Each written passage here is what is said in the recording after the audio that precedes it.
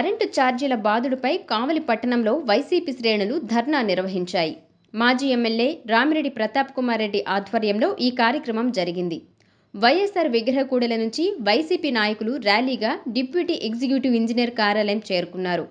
ప్రభుత్వ నిర్ణయాలకు వ్యతిరేకంగా వారు నినాదాలు చేశారు. ఈ సందర్భంగా పలువురు నేతలు మాట్లాడుతూ కూటమి ప్రభుత్వం తీసుకుంటున్న నిర్ణయాలపై మండిపడ్డారు.